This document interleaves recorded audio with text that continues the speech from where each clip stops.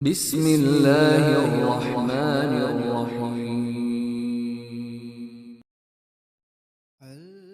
حضرت عبداللہ بن عمر سے روایت کرتے ہیں کہ رسول اللہ صلی اللہ علیہ وآلہ وسلم نے ایک مرتبہ فرمایا کہ درختوں میں سے ایک درخت ایسا ہے جس کے پتے کبھی نہیں جھڑتے اور اس کی مثال مسلمان جیسی ہے، مجھے بتلاؤ وہ کیا درخت ہے؟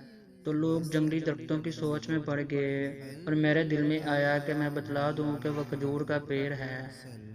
حضرت عبداللہ کہتے ہیں کہ پھر مجھے شرم آ گئی اور میں چپ ہی رہا۔ تب لوگوں نے عرض کیا، یا رسول اللہ، آپ ہی خود اس کے بارے میں بتلائیے۔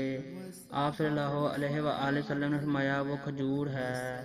حضرت عبداللہ کہتے ہیں کہ میرے جی میں جو بات تھی وہ میں نے اپنے والد حضرت عمر رضی اللہ تعالیٰ عنہ کو بتلائی۔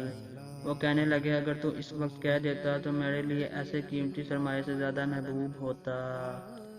صحیح بخاری، حدیث نمبر 131۔ اللہم صلی